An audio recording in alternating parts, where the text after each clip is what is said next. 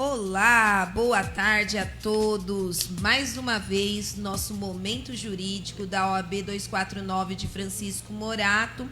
Estamos aqui com vocês com o Dr. Bonfilho Alves Ferreira. Na realidade, ele é presidente da Comissão do Meio Ambiente de Franco da Rocha e vice-presidente da Comissão de Meio Ambiente da OAB 249 aqui de Francisco Morato. Quero agradecer aqui antemão o presidente da comissão, Dr. Vandeilson, que não pôde estar aqui conosco e assim fez a gentileza de trazer o Dr. Bonfilho aqui conosco, que é conhecedor da temática do meio ambiente, né, doutor? Minha eterna gratidão por estar aqui conosco, para poder explanar um pouquinho de como funciona o direito ambiental, de quais tratativas que a ordem tem para poder fazer com isso, falar da participação junto ao conselho, né, doutor? Que o doutor vem acompanhando aí desde a outra presidente também. Então, assim, eu quero agradecer imensamente. Mas antes de passar a palavra para o nosso convidado, eu vou falar para vocês alguns recadinhos básicos. Dia 16, nós temos palestra História da Moda. Dia 17, palestra Moda Inclusiva. Dia 19, Direito da Moda aplicado à responsabilidade social. Dia 20, Oficina de Imagem e Identidade. Vai ser virtual. A palestra do dia 16 e a palestra do dia 20 vai ser virtual, gente. Nós estamos também toda quarta-feira com o nosso Momento Jurídico da OAB 249 de Francisco Morato. Não poderia, esse mês é um mês muito importante, é um Outubro Rosa, né? Um mês assim que se destaca da luta com relação ao câncer, né, de mama. E assim, a OAB, junto com a comissão da Mulher Advogada, está organizando a segunda caminhada Outubro Rosa, que será no dia 29 de outubro, às 9 horas da manhã, em frente à OAB. Se você não se inscreveu, se inscrevam. Gente, as meninas organizaram isso com muito carinho. Eu até esqueci de comentar que o Dr. Bonfilho, ele também é membro da Comissão de Direito Sistêmico também, daqui da OAB 249 de Francisco Morato, né, doutor? Isso, é uma contribuição que a gente também dá. Né, eu sou muito grata para o doutor estar aqui conosco e estar participando, né? Tem minha eterna gratidão aí.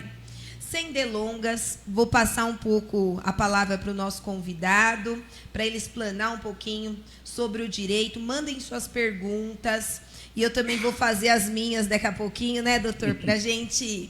E nós tivemos algumas vivências e eu acho que depois é interessante a gente contar junto, né, doutor? Sim. Então vamos lá, doutor, a palavra está com você. Boa noite a todos e todas. Agradecer o convite da doutora Vanessa, feito a nossa comissão de meio ambiente aqui da 249 subseção, né? E, como ela disse, eu presido a Comissão de Direito Ambiental da 150ª subseção, Franco da Rocha e Caieiras, mas como tenho um nível de envolvimento com as questões aqui de Francisco Morato, onde eu já estive, fui o organizador da Secretaria Municipal de Meio Ambiente. Verdade, né, doutor? Agora voltou, né, com força, a gente fica muito feliz com isso, inclusive o doutor Joab, né, que é o vice-presidente, né, nosso antigo vice-presidente. Isso, que assumiu aí as funções, né, o encargo de fazer a gestão ambiental do município. Uma ótima notícia. E com Francisco Morato já tem uma história aí desde 1986. Né, Bastante tempo, conhece bem a história, hein? Eu tinha 20 anos de idade, ia fazer 20 anos de idade, e estava aqui em Francisco Morato ajudando a construir creche com o Alfredo Garapeiro. Aqui em Morato ou é barranco ou é rio, né? Então a gente, para fazer a creche, teve que tirar barranco. Então foi uma coisa que eu fiz com muita felicidade. Na época eu morava em Franco da Rocha, mas já o espírito do humanismo, de, né, buscar ajudar, né? Quando eu descobri o trabalho do Alfredo, falou, não, a gente, né, tem outros amigos ali humanistas lá em Francisco Morato, vamos lá ajudar. E Morato é muito acolhedor, né, doutor? E Morato, assim, ela se desenvolve, ela tem uma mão de obra que acaba um ajudando o outro, né? É verdade. Recentemente, inclusive, tentando assim carimbar as vocações de cada uma das cidades num texto que eu estava preparando, eu carimbei Francisco Morato como cidade acolhedora. Olha, você viu? Né? Então, logo, logo as pessoas vão começar, isso vai começar a correr, e as pessoas aqui vão começar a perguntar o que é isso? Por que nós somos acolhedores? Né? Então, é uma das vocações da cidade de Francisco Morato. E uma outra vocação que eu também chamei a atenção para a cidade de Francisco Morato, que é a cidade da economia criativa. Que legal, doutor. E o que vem a ser economia criativa na cidade de Francisco Morato? Pois é. A gente conhece a economia que desde criança a gente, né, tomou contato, que vai na padaria, vai no mercado, né, ou você trabalha numa metalúrgica, você produz. Né? Então, essa é a economia convencional, a economia que trabalha desde lá da agricultura, né, desde a mineração, e cria produtos manufaturados que depois são vendidos no comércio em geral, no varejo, né? No atacado e no varejo. Essa economia normal, tradicional. E mais recentemente, a gente tem observado que as comunidades em geral, né, elas, para buscar dar resposta aos desafios, né, do subemprego, ou do desemprego, ou do empreendedorismo mesmo, né? Sim. Nós, advogados, por exemplo, somos empreendedores. Sem dúvida, né? E, às vezes, a gente tem que usar a advocacia criativa. Verdade. Sem dúvida. Então, né? se não fizer isso, às vezes não sobrevive também. Então, a economia criativa, ela é tudo aquilo que busca trazer para dentro das relações e das transações comerciais aquilo que não é produzido dentro da economia convencional. Ele não faz parte de uma mineração, ele não faz parte de uma logística complexa, ele não faz parte de uma estrutura de importação, exportação ou de grandes redes de atacado. Né? É aquilo que nasce dentro daquele local. Então, uma senhora que faz coxinha, né? Aquela coxinha diferente, né? Uma senhora que faz artesanato, costura, a arte culinária hoje evoluiu demais, né? Ela é infinita. E é um olhar diferente também, exatamente, né, que Francisco Morato tem. Muito legal. Então, o artesanato em Francisco Morato, embora ainda não foi incentivado a organização dessa economia criativa em Francisco Morato, mas é algo que pode ser defendido, que é a criação de um arranjo produtivo de economia criativa. Então, quando eu passei pelo consórcio intermunicipal, foi um dos cargos públicos que eu ocupei ao longo da vida, além de ter passado aqui para o Francisco Morato, né, ter ficado aqui 2 anos. E daí, doutor, tinha a Secretaria de Meio Ambiente, daí depois ela deixou de existir ou ela foi agrupada? Então, Porque às vezes nossos ouvintes, né, querem entender como funcionava e como o doutor explanou que trabalhou, que teve. Eu queria saber também, e eu creio que os nossos ouvintes também, na área do direito ambiental e do desenvolvimento da cidade, existia essa secretaria e depois ela... Porque Exato. O doutor falou que só agora foi criado novamente. Exato. Então, a Política Nacional de Meio Ambiente, ela é de 1981, né? Ela estabeleceu que houvesse um sistema nacional de meio ambiente em que cada município tivesse o seu sistema local, né? Tivesse a Secretaria Municipal de Meio Ambiente, o Conselho Municipal de Meio Ambiente, o Sistema Municipal de Licenciamento, né, ambiental, e dentro da Secretaria, o órgão ambiental, ele precisa estar estruturado como uma equipe técnica mínima, né? Não pode ser só um espaço de tomada de decisão política. Ele precisa ter embasamento técnico, né? Na hora de plantar ou na hora de suprimir uma árvore, é importante ter uma opinião de um engenheiro agrônomo, de um engenheiro ambiental, de um biólogo, um ou outro, né? Para que aquele plantio seja bem orientado, né? Normalmente as pessoas plantam exóticas, né? Porque acha bonitinho, né? Sabe o ficus? Sim. O ficus é lindo no vaso. pezinho de ficus. Quando você planta um ficus na calçada, ela é uma árvore australiana e ela não foi feita para calçada. Então, ele é lindo, pequenininho, né, no vaso. Quando você coloca na calçada, ele vira uma árvore gigante, só que as raízes do ficus, ela não se conforma em ficar enterrada, ela quer ficar para cima. Então, não tem calçada adequada para plantar um ficus, né? Então, o ficus, se for plantar, tem que ser plantado numa praça ou numa área de parque. Mas tem outras plantas melhores. Então, por exemplo, o plantio é bom que seja orientado, mas a supressão também, na hora de suprimir, a pessoa precisa de orientação se é caso de supressão da árvore, né? Porque uma árvore, ela também é uma coisa técnica que as pessoas não sabem. Uma árvore, ela tem uma função para a saúde humana, tem 18 funções para a saúde humana. As pessoas não fazem ideia, não sabem quais são essas 18 funções, né? Sim. Então, eu vou citar só as 3 mais basiquinhas, né, que as pessoas conseguem enxergar ali, né? Uma delas é evitar a erosão do solo, né? E, junto com isso, uma outra função é permitir que as águas cheguem ao lençol freático, ou seja, que a gente tenha depósito de água subterrâneo, para a gente ter nascentes depois, para a gente ter córregos, rios de águas limpas.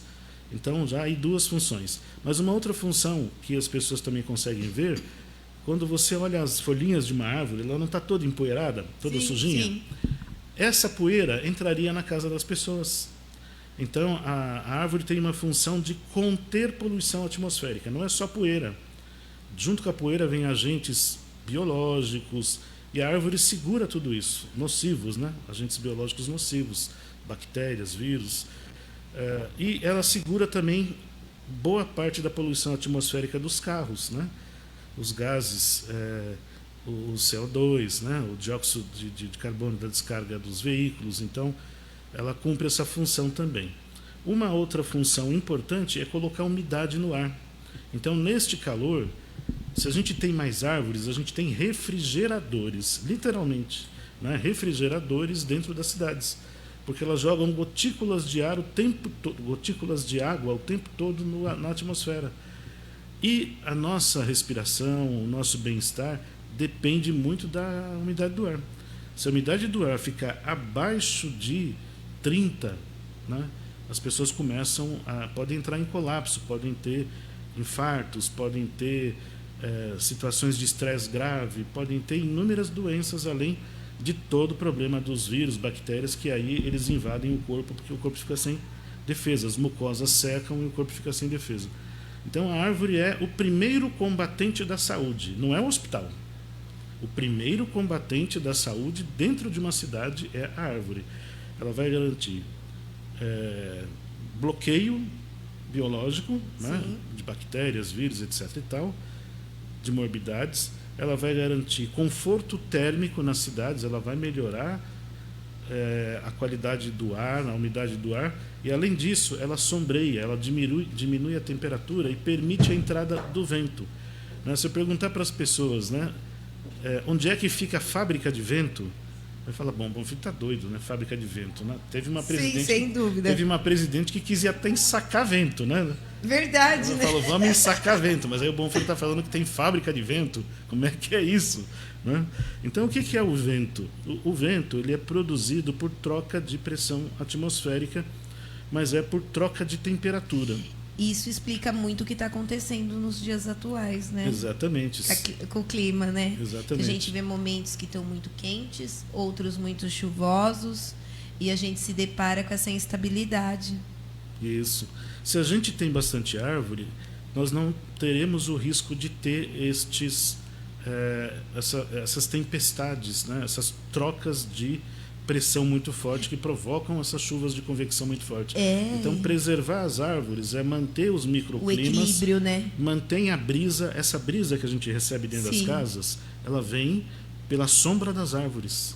São elas que refrigeram esse ar. E quando a gente vai acabando com a natureza, a gente vai se deparando com isso.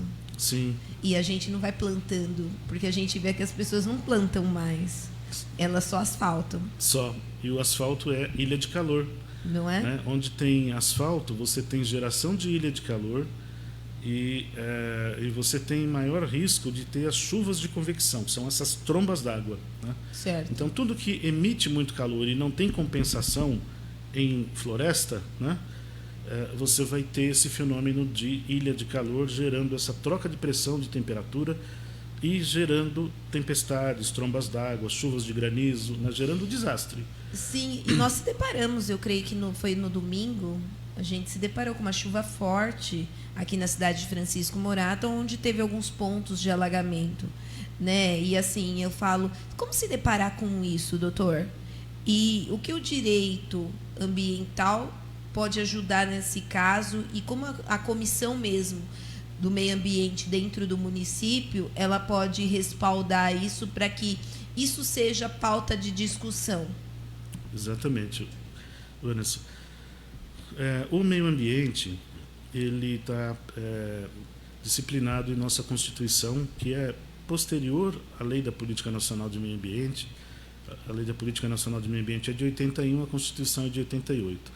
O artigo 225, ele estabelece como um compromisso, né, uma obrigação do Estado e da sociedade proteger o meio ambiente. Então, nós precisamos, do lado de cá, do lado da sociedade, e aí se insere a OAB, né? Sem dúvida. A gente precisa fazer o primeiro movimento, né?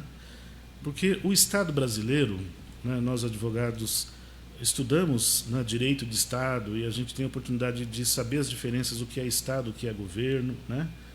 O que é nação, o que é país, o que é território, o que é, né, nação. A gente tem essas diferenças muito claras, né? E os governos, eles têm mandato, têm 4 anos, né? Sim. E esses 4 anos eles passam muito rápido. É muito chato isso para quem governa, né? Porque passa muito rápido. É muito rápido. E eles acham, quando eles entram, eles acham que eles têm muito tempo. Quando passa o primeiro ano de governo, eles falam, opa, tá acabando. É porque a gente vive nas burocracias, né? Isso. Porque, assim, eu percebo muitas das vezes que é muito papel, reunião e pouco resultado. Se fosse, eu acho que mais condensado as coisas e mais prático, acho que a evolução dos 4 anos seria um pertencimento fato. Mas, assim, faz reunião, às vezes, o dia inteiro. Exatamente. Não é? Daí a gente se depara com discussões que não são colocadas em pauta de propositura para dar andamento com relação àquela reunião. E daí fica nesse caso. Daí, daqui a pouco se passou 4 anos. Então, onde é que está o Estado? Então, nós temos governo. Sim. Governo tem 4 anos. De 4 em 4 anos muda. Prefeito pode se reeleger ou não, né? Governador, presidente pode se reeleger ou não. Onde é que está o Estado, né?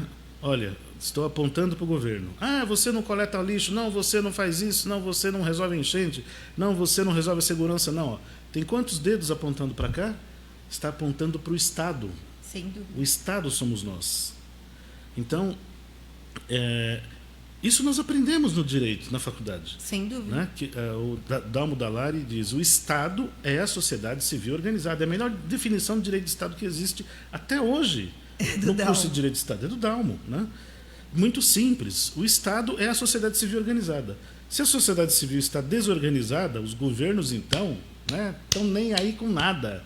Eles vão tocar, divide os cargos ali, vamos tocar, 4 aninhos passa, beleza... nós, acabou, né? É mais ou menos assim. Então, dói um pouco saber que a gente trabalha, né, 8, 9, 10 horas por dia, pega a condução, e depois agora, o Bonfilho está dizendo que a gente tem que se preocupar em governar. Sim. Eu não estou dizendo que a gente tem que sentar no lugar do prefeito. Isso mesmo. Mas a gente precisa assumir o papel de maestro, de pagador da conta. É isso mesmo. Né? Se você acha que é dolorido arrumar um tempinho para participar um pouquinho mais, mas se eu disser para você, então, para você não dói pagar. Se você acha que está bom pagar e não resolver nada, então continua pagando, só que não reclama. Porque é você que está balizando. É porque as pessoas reclamam muitas vezes, mas a gente não vê efetivo em rodas de discussões. né? Fala assim, quando chove, enche, daí às vezes fala assim, tá ruim, não arruma ali. Mas eu percebo que a gente não consegue apontar o como arrumar, ou nos momentos de discussão, as pessoas fogem. Hoje em dia, para você colocar uma palestra de uma temática como essa, vai quantos advogados? Eu arrisco dizer que uns 3 ou 4. Então, doutora, é essa discussão que a gente traz, e é uma discussão muito importante, porque daqui a pouco nós estamos sem respirar, com problemas, igual eu estou com a tosse. Uhum. Às vezes a tosse é do ar. Sim. Tosse alérgica. Então, a gente se depara por quê? Porque está tudo comprometido. É verdade.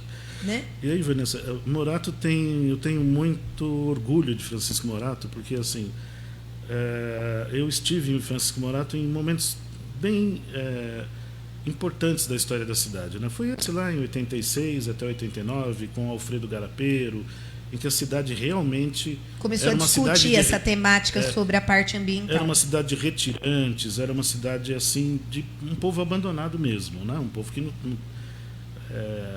ele não se sentia nem parte de Morato, né? Ele só vinha para dormir. Não tinha pertencimento, era uma cidade dormitório. Ficou muito tempo assim.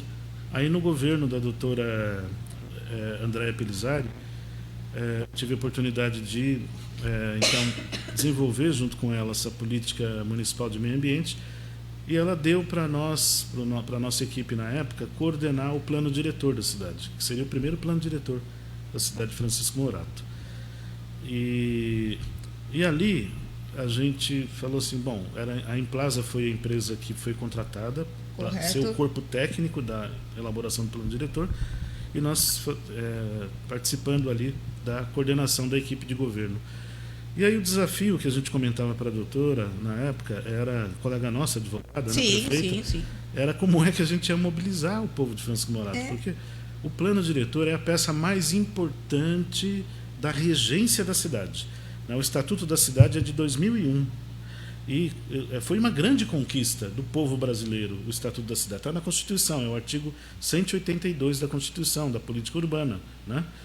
É o direito urbanístico, né? E poucos advogados se interessam também, não é só o direito ambiental. O direito urbanístico é outro abandonado também. E aí, na nossa Constituição desde 88, em 2001, veio a regulamentação, ou seja, mais de 10 anos depois, mas era um tema que eu já gostava muito, né? Desde 1999, eu já tinha participação, desde 1990, na verdade, eu apresentei o primeiro projeto de lei para criar um plano diretor participativo através de projeto de lei de iniciativa popular, né? Colhemos 1.500 assinaturas com aquele título de papel ainda, né? As pessoas tinham que dar aquele título de papel, a gente copiar e elas assinarem a lista da lei, 1.500 assinaturas em Franco da Rocha, para apresentar essa lei, para colocar na lei orgânica que a cidade de Franco da Rocha teria um plano diretor participativo. Isso 10 anos antes da política do Estatuto da Cidade. Então já era um tema que assim, eu tinha bastante convicção da importância disso. Então, quando eu estive aqui em Morato, falei para a prefeita, a gente precisa arrumar um jeito de trazer as pessoas para participar do plano diretor, porque o plano diretor é a principal peça orientadora que vai transformar a cidade no futuro. Aí a prefeita falou, bom filho, pense em alguma coisa. Aí, tendo essa consciência de que Francisco Morato se formou desse jeito, né, com pessoas que vieram do Nordeste para Brasilândia, para Cachoeirinha, depois da Cachoeirinha para Francisco Morato, e assim por diante, ou direto do Nordeste para cá, não tinham tido tempo de estabelecer uma identidade na cidade, e a gente precisava criar essa identidade para as pessoas participarem dessa elaboração sobre o meio ambiente da cidade, sobre o urbanismo da cidade, sobre o futuro da cidade. Aí eu começava assim, Vanessa, perguntava para as pessoas, você mora aonde? Aí eu moro no Jardim Primavera. Tá, deixa eu perguntar de novo. Mas isso na reunião, né, nas primeiras reuniões. Sim. Mas vocês já decidiram, então, no Jardim Primavera que vocês vão morrer, é isso mesmo, né? Como assim, doutor? Eu não vou morrer no Jardim Primavera, vou mudar de Francisco Morato, não vou ficar aqui não. Sério? Aí eu falo, bom, então vamos lá, gente. Estatisticamente, menos que 5% das pessoas se mudam de um lugar para o outro. A tendência é que as pessoas acabem morrendo nesse lugar. Aí um olhava para o outro assim, bom, quer dizer que eu vou morrer em Francisco Morato? É isso mesmo? Eu falei, pois é, gente, então vamos pensar de outro jeito. Nós vivemos em Francisco Morato. E já que a gente vive em Francisco Morato, porque morar, a gente pode morar num barco, num avião, debaixo de um viaduto, numa tenda de cigano, morar, a gente pode morar em qualquer lugar. Sim. Agora, viver é o lugar que a gente escolheu, inclusive para morrer, para ficar os últimos dias. Vocês observem os alemães, os italianos, os japoneses, eles escolheram o Brasil para viver e morrer. Agora eu pergunto para vocês, qual deles que deu errado? Nenhum deu errado.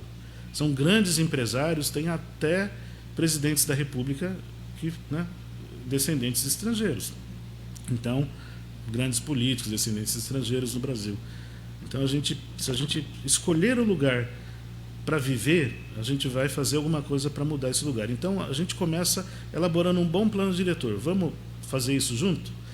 As reuniões foram crescendo. A última reunião tinha mais de 900 pessoas para validar o plano diretor. Que legal! Em 2007. Isso é muito importante, porque mostra uma participação e um interesse com o meio ambiente, né? Isso mudou Francisco Morato. Essa maneira de pensar, eu corro o risco de morrer em Francisco Morato, então vou fazer alguma coisa por esse lugar. Vou pelo menos estudar, né? Vou me dedicar. Então, hoje, Francisco Morato, eu preciso olhar no IBGE para ter certeza, mas eu arrisco dizer que é a maior população jovem de formação superior de toda a região.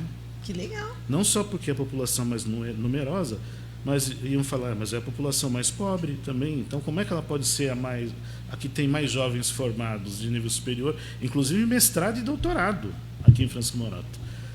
Então, é um lugar para a gente ter muito orgulho, né? Por isso que eu acho que a gente consegue trabalhar com essas políticas públicas, com indicadores, né? Que é um avanço que a prefeita Renata trouxe para Francisco Morato, a questão dos ODS. Né? Isso é um começo, né? Tem muita coisa para fazer. Por enquanto é só fotografia de muitos problemas, né? Mas é um começo. A gente tendo indicadores, a gente começa quando a você avançar, vê né? os problemas, você consegue trabalhar para poder concluir o resultado, né? Exatamente. Porque, assim, às vezes os resultados têm que sair do papel, né? Igual eu com o Dr. Bonfilho, nós recebemos uma denúncia na OAB. Na época era o doutor Alexandre que estava como presidente, depois veio a doutora Ivone. Ambos os dois presidentes estiveram conosco num determinado local, onde tinha diversos lixos, né, doutor? Sim. O doutor acho que pode retratar muito bem aquela parte. E aquilo me chocou, né? E assim, e me faz uns questionamentos, assim, como a população dali vive, né? O que aquilo traz para a população? Como que eles se deparam? E nós pedimos alguns questionamentos, né? E a gente está aguardando. Exato. Então, e assim, às vezes eu acho que falta comprometimento de algumas pautas, né? Hoje, graças a Deus, criaram a Secretaria do Meio Ambiente, então a gente, assim, pensa que vamos evoluir, né? Porque eram discussões até dentro do próprio conselho, né, doutor? Que a gente, às vezes, ficava parado, porque não evoluía. E são problemas que são crônicos e cada vez mais vão aumentando. Exatamente, né? Você falou tudo. Então, assim, igual as chuvas mesmo, a gente se depara, as pessoas, mas tinha muito lixo, a população. Tudo bem, a população é um fator, mas o que eu estou fazendo também para reverter isso? Será que eu tenho lixeira? Será que eu tenho... Eu tenho que começar também me avaliar, né? Isso. O quanto gestor, ou o quanto a sociedade, ou até as próprias pessoas, encheu, mas eu tenho um piscinão ali, eu tenho outro, sabe? Então, assim, acho que a gente tem que começar a refletir esses pontos. O que o doutor acha? Sim, nesse papel de Estado, né, de ser regente, o papel da OAB com suas comissões é exatamente isso, é de balizar não só os outros entes da sociedade, né, os outros entes que compõem o Estado, a sociedade civil organizada, fornecendo para eles a compreensão da lei, né, ou a melhoria da lei, o desenvolvimento da lei, a elaboração de novas leis, no caso do município, né? E quando a gente pega uma questão como essa, a questão do lixo, dos resíduos, né, que ela é uma questão de geração contínua, né? A humanidade gera cada vez mais resíduos, e se a gente pensar que nós temos um contingente da população muito grande que mal consegue consumir, ou seja, não compra porque não tem dinheiro, né? Sim. Então, se a gente imaginar que essa população precisa ser incluída no mercado de consumo um dia, seja com um programa de renda mínima, como já existe mais ou menos um esboço disso através desses vários, né, programas de assistência social, na medida que a gente vai incluindo pessoas no direito à alimentação, ao vestuário, ao bem-estar, a gente também aumenta a geração de resíduos. Então, a gente precisa aumentar o acesso das pessoas aos direitos básicos, mas aumentar a consciência das pessoas também. E será que né? não teria que fazer isso nas escolas? Perfeitamente. Isso é obrigação do poder público fazer. Agora, eu te pergunto, eles sabem fazer? Não sabem. Então, o que nós, como sociedade civil, na minha participação também na sociedade civil, além da OAB, é no Instituto de Pesquisas em Ecologia Humana, que desenvolveu vários projetos já na região, né? Um deles foi esse aqui, que vai exatamente trabalhar a educação sobre conservação do solo. Legal. Nós fizemos esse projeto por 5 anos, né? Obtivemos financiamento, fizemos concurso do Parque da Várzea, da moradia ecológica. Essa ideia que tem hoje de defender a criação de parque linear, fomos nós que instigamos lá atrás, né? Trouxemos esse desejo para as pessoas. Olha, porque gente, é uma pauta, né? Importantíssima. Importante. Vamos criar parque linear. O que a gente descobriu, Vanessa, nessa coisa simples que a gente começou a fazer lá em 1999? Que o parque linear é o melhor lugar de encontro, de construção de pertencimento de um povo. Sem dúvida. Porque ali é de todo mundo e é um lugar acolhedor para toda a família, né? Sim. Então, o preço para implantar um parque linear ele é muito barato quando a gente enxerga os impactos positivos que ele tem para combater a violência, para criar a cultura de paz. Dentro de uma sociedade, para criar o vínculo de família, o vínculo de comunidade. Então, esse é um exemplo de um programa de educação ambiental que a gente levou para as escolas, mas a gente levou também a capacitação para os professores na época. Na época, o Brasil não sabia como trabalhar por projetos. A educação tinha perdido essa ideia de trabalhar por projetos. Foi uma proposta que o governo militar tinha implantado, né? Eu, inclusive, fui premiado num dos projetos. Que legal, doutor. Quando eu tinha 11 anos de idade, né? A educação tinha Então, a parte ambiental já fala desde pequenininho. Exatamente. Quando eu tinha 11 anos de idade, o governo Geisel criou um programa chamado Contribuinte do Futuro. E esse programa, ele premiava os estudantes que produziam bons trabalhos estudantis, né? Então, as escolas tinham que ter projeto e os alunos tinham competições, né? Seja na área esportiva, de matemática, de português, de redação, de literatura, enfim. Então, essa ideia de trabalhar para o projeto tinha sido jogada no lixo, né? Em Brasil tem essas coisas engraçadas, né? Joga tudo no lixo. E aí o que a gente faz? A gente traz de volta dentro de um modelo democrático, né, participativo, porque lá era de cima para baixo, né? A gente veio de baixo para cima, construindo com cada escola, com cada delegacia de ensino, essa ideia da gente desenvolver projetos.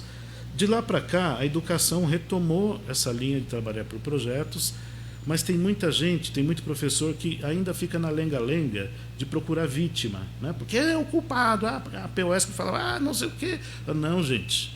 Se a gente pegar os alunos que hoje têm 7 aninhos de idade, menos, estão lá no maternal, pega com 3 aninhos de idade e começa a trabalhar o protagonismo de cidadania, a capacidade de transformação do mundo, ele é capaz de produzir uma horta, fazer experimentar a verdurinha que ele cria, que ele produz. Então, quando a gente cria esse senso, né, de responsabilidade e de habilidade de transformação do mundo, esse jovem, quando ele tem 16 anos, ele é eleitor.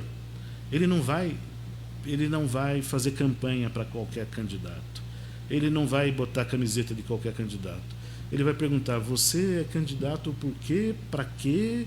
E qual que é o objetivo? Qual que é o objetivo? O que você pretende fazer com o meu dinheiro? Olha só, ele é protagonista, né? E onde é que você quer chegar?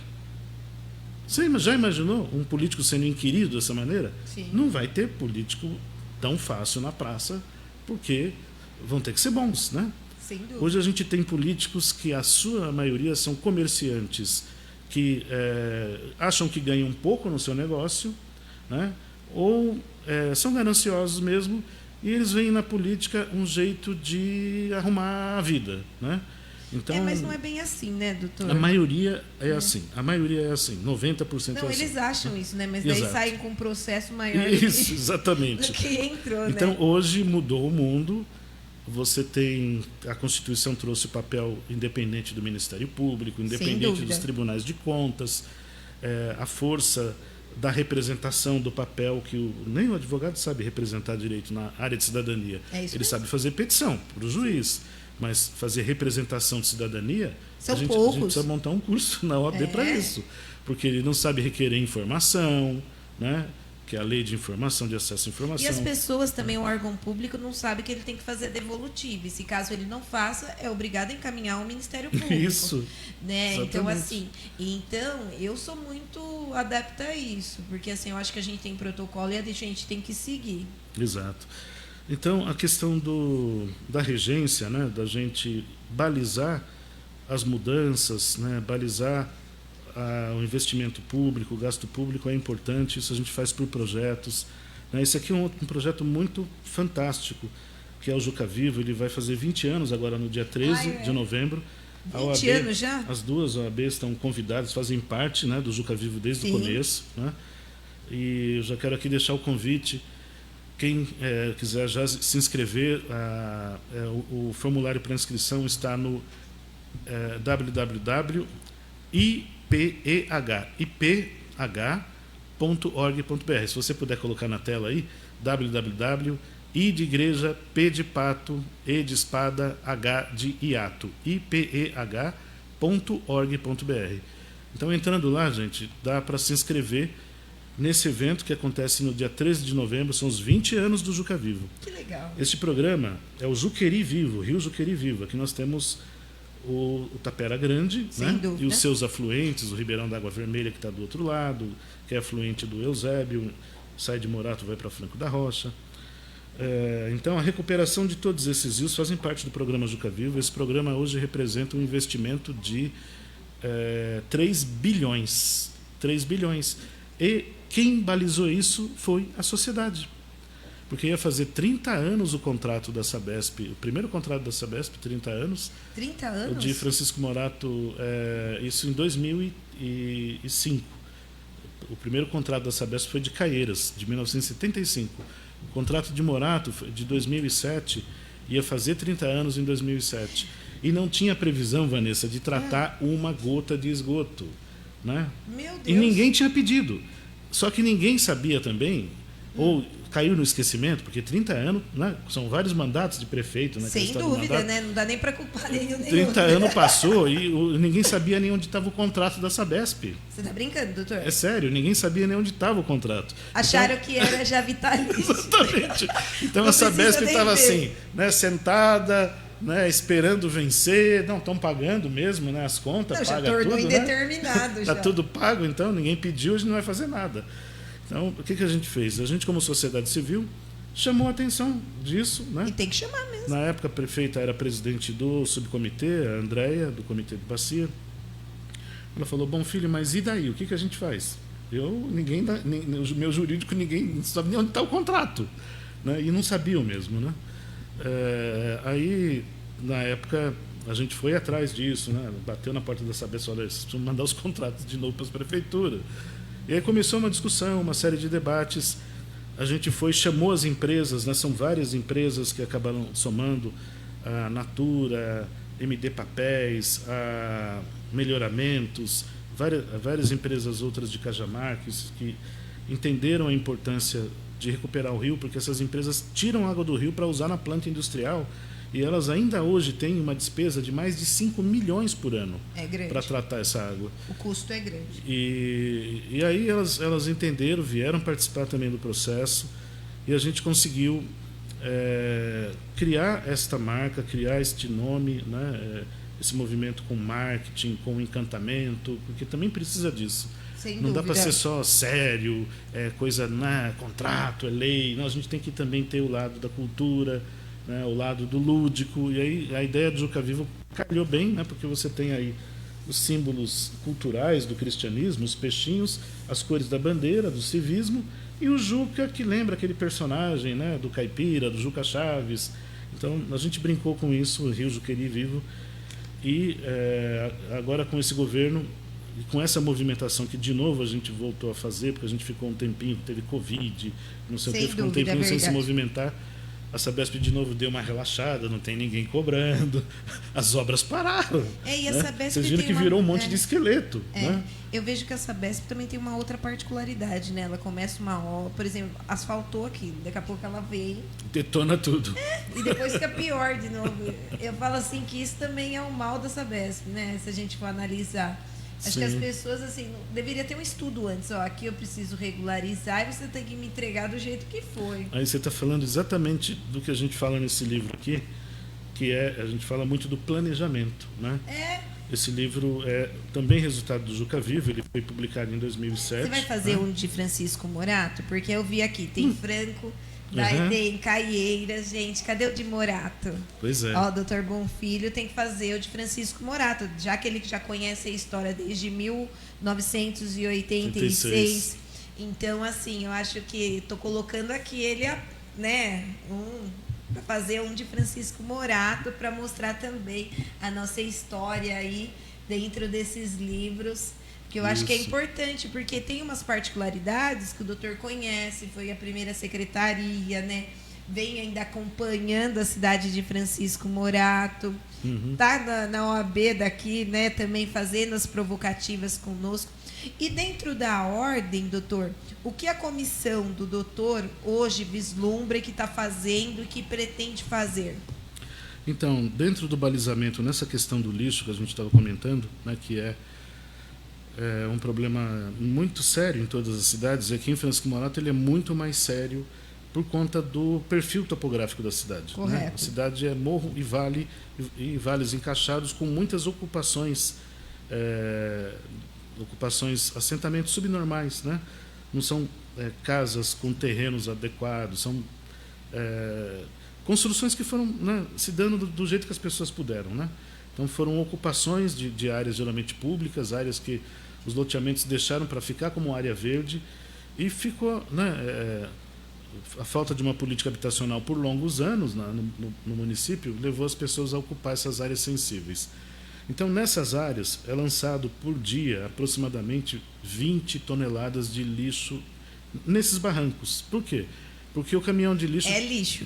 O caminhão de lixo, primeiro, é difícil o lixeiro chegar lá embaixo para pegar, né? E a gente fala também, o que eu observo muito, que não tem essa cultura do reciclável, né? Isso. Tem... já tem até assim, uma coisa interessante. Existe, eu acho que o vereador Aguinaldo, ele criou uma política com relação a passar a coleta, dar uma explicação, mas ainda a gente não vê as pessoas separarem o lixo. Sim. A gente vê tudo misturado. Exato. Então, o que a gente provocou com essa questão do Recanto Feliz, por exemplo? Né? Ali, Morato tem essa complexidade com a questão da coleta, que é uma dificuldade para fazer a coleta, e aí boa parte do resíduo acaba dentro do rio, né? Vai parar no córrego, e com a chuva vai parar no rio. Né? Mas o que está acontecendo, por exemplo, no Recanto Feliz, é a falta de uma outra solução, que é um gerenciamento dos resíduos da construção civil. Então, Morato ganhou um piscinão, né? A gente nunca, nesse caminho, né, de falar sobre gerenciamento das águas e tudo mais, a gente nunca defendeu muito piscinão, né? Piscinão é o último recurso, quando, enfim, você realmente ocupou todas as várzeas, você está gerando um problema sério de assoreamento dos rios e tudo mais, acaba tendo que aceitar um piscinão. Mas o piscinão é um grande problema para gerir ele depois, que ele gera um volume de resíduos da construção civil absurdo, né? E não tem onde colocar isso, né? E é muito caro. Se tiver que levar isso para um aterro sanitário, é muito caro. Então o município, como Francisco Morato, não tem condição. Então é preciso desenvolver uma solução para os resíduos da construção civil, que não pode ser, tira de um brejo e joga num morro para cair no brejo de novo. Não pode ser assim, né? Então é necessário que se façam estudos, que se viabilize as usinas de entulho, né? Que se aproveite o agregado da construção civil, que se desenvolvam estudos para fazer a utilização de parte desse material ou da reciclagem desse material como solo de empréstimo para a recuperação de algumas outras áreas. Então, enfim, a ciência e a tecnologia têm soluções para Francisco Morato, mas é preciso que se faça o planejamento. Então, o que a OAB fez?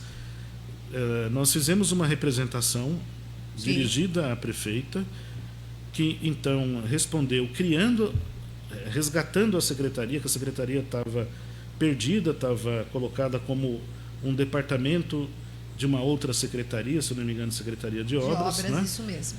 E aí a Secretaria do Meio Ambiente perde sentido, porque ela está subordinado a quem acaba não tendo tempo de planejar, ou não tem tempo de arrumar a solução. Ele tem que arrumar um lugar para jogar aquilo, né? A Secretaria de Obras é assim. Então, a Secretaria de Meio Ambiente ela tem que balizar a Secretaria de Obras e as outras secretarias para ir desenvolvendo soluções. Então, ela tem que estar ali animando, né, com mais tempo, com técnicos, né, e pensando. Então, a prefeita nos respondeu criando a secretaria. Já foi uma boa resposta. Nos respondeu também fortalecendo o Conselho Municipal de Meio Ambiente. Isso é primordial, que inclusive, né? A Comissão de Meio Ambiente passou a fazer parte, foi eleita, né? Muito bem votada. Eu fiquei muito feliz. Foi muito bem votada a Comissão de Meio Ambiente para fazer parte do Conselho de Meio Ambiente. O Conselho da Cidade é um outro espaço importante que a gente vem a participar também, né?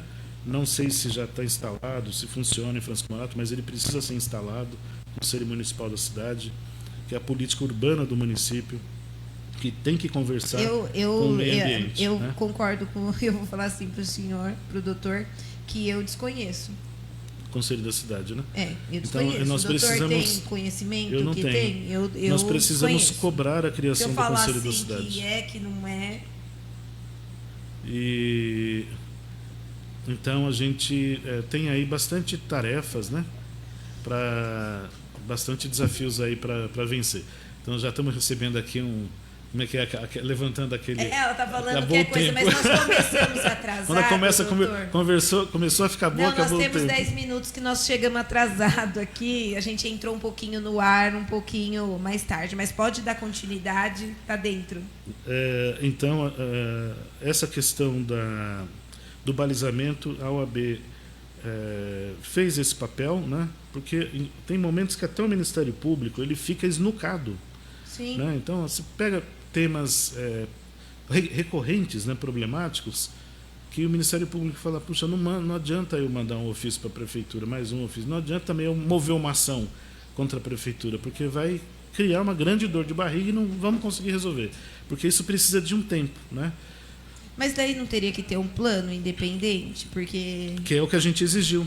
Isso mesmo. Nós exigimos que a Prefeitura faça um plano de gerenciamento integrado e participativo de resíduos, que tem que ter como pressuposto a educação ambiental, a coleta seletiva, a regularização da coleta de lixo urbana na cidade, o lixo comercial e industrial sendo tratado conforme manda a lei, né, também, a questão do lixo hospitalar, né, a questão dos resíduos da construção civil, né, e o olhar para esse segmento como um olhar, não um olhar de problemas, mas um olhar também de oportunidades. Sem dúvida. Porque a questão, quando a gente fala dos parques lineares, tem tudo a ver com a questão do lixo. Porque é impossível falar de parque linear com o córrego cheio de esgoto e de lixo, né? O esgoto é um resíduo, né? A gente dá descarga num resíduo dentro de casa. Sem né? dúvida. Então, é um outro tema, todos eles estão dentro de saneamento básico. Quando a gente fala de saneamento básico, nós estamos falando de drenagem, por isso que o parque linear está dentro, que se não está dentro, né? A questão do risco de desabamento, de inundação está dentro de drenagem. Nós estamos falando de água, que já foi um problema mais grave em Francisco Morato, que o Juca Vivo também participou ativamente para resolver, né? Estamos falando de tratamento de coleta e tratamento de esgoto, estamos falando de gerenciamento de resíduos, tudo isso é saneamento básico.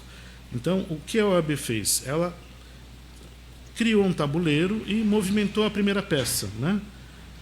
A prefeita movimentou as outras peças, que foi criar o conselho, fortalecer, criar a gestão municipal, né? Inclusive com técnicos, né? Legal. E agora a gente precisa trazer a sociedade, Vanessa, trazer mais a sociedade para isso. Para discussão, né? Porque o resíduo, ele pode, dentro da economia criativa, a economia criativa pode trazer uma outra economia, que é a economia circular. Legal. Que é transformar o resíduo em moeda, que é isso que o professor Aguinaldo, vereador, defende muito, né? Ele defende os catadores, as cooperativas, mas o mundo da valorização do resíduo não é só o catador. É bom assim. É o ferro velho, é o depósito, é a dona de casa e o seu Zezinho, que também pega a latinha e sabe onde levar para vender. Estamos falando de R$9. É um ciclo. R$9, são 60 latinhas, dá R$9. Se você achar R$10 no chão, você abaixa para pegar ou jogar no lixo os R$10? Abaixa. Pega. R$10 é dinheiro. Sem né? dúvida. Então, a economia circular dos resíduos, ela já existe em Francisco Morato e a gente precisa olhar para ela como um todo. E ela é forte, ela não é pequena. Ela é muito forte. Eu arrisco dizer que Francisco Morato recicla mais de 25% do lixo produzido. É por isso que reduziu o lixo dentro do rio. Legal. Porque o povo já recicla, o povo já faz isso. Só que isso não é visto. Porque o lixo, aquela só, você deu descarga, está lá atrás, botou no saco, botou na rua, tchau. Então a gente não quer saber. É verdade. Então ninguém procura entender melhor o lixo. Então a gente, enquanto OAB, enquanto sociedade, começar a conversar mais com a sociedade também. Então a gente vai ter esse momento que não é nem com o poder público, é mais com a sociedade. Aí personagens como o professor Aguinaldo, que tem esse pé na sociedade, e outras lideranças, né, que tem o pé na sociedade, como você, né, que tem toda uma atividade forte, né, junto às comunidades. A gente precisa dialogar sobre um novo modelo de desenvolvimento para Morato. Agora sim, nós estamos chegando no fim, que ali o reloginho já despertou, que eu marquei aqui o time. Doutor, vou passar a palavra para as considerações finais. Ficou com gostinho de quero mais. E também, daí o doutor parece que tem um evento também, acho que é dia 26, doutor, desse mês, a comissão de vocês? Nós temos... ajustando. Isso, a comissão está ajustando um evento. Nós temos participado também de muitos eventos. Né? Legal. O direito sistêmico ele está num momento de também evolução interessante. Né? Então a gente participa bastante de vários eventos. A semana que vem acontece o Congresso de Direito Sistêmico. Legal. Né? Então a gente deve estar envolvido com isso também. Então, doutor, assim, para suas considerações finais, para a gente fechar aqui nosso momento jurídico da OAB 249 de Francisco Morato com a Comissão de Direito Ambiental. Então, agradecer muito a você, Vanessa, e agradecer a toda a equipe, né, da diretoria, da subseção, que é muito empenhada, e agradecer aqui a equipe do programa, aos ouvintes, né, as pessoas que também vão poder nos ouvir posteriormente, a gravação e poder interagir. E aproveitar para reforçar o convite para o dia 13 de novembro, em específico a Comissão de Meio Ambiente participa também desse evento do Juca Vivo. Esse evento vai acontecer em Caieiras, no Teatro Municipal, mas ele envolve todos os municípios do Simbaju. Inclusive o Simbaju está convidado, ele é co-organizador, né, do evento também. Como sempre participou do programa Juca Vivo também, o Simbaju. Então a prefeita Renata é a presidente atual do Simbaju, o prefeito Lagoinha é o vice-presidente. E a gente espera uma participação muito grande dos estudantes, né, a Universidade Federal do ABC, o Mackenzie, a FATEC, está totalmente envolvida nesse processo. E fica aí o convite, dia 13 de novembro, entra lá para se inscrever, www.ipeh, www.ip.org.br, ipeh.org.br. Valeu, muito obrigado. Gratidão, doutor. Eu que sou grata pelo doutor aceitar estar aqui conosco. Sou grata também ao presidente da comissão, o doutor Vandeilson, que eu tem um carinho imenso e também está dirigindo aí a comissão com brilhantismo, né? Eu acho que é muito importante isso. E essas temáticas também são importantes. Quero lembrar a todos que nos ouvem, tanto no YouTube quanto no Instagram da subseção, que acompanha aí o nosso cronograma. Fortifico aí, nós vamos entrar na Semana da Moda, da Comissão da Moda, presidida pela doutora Liane.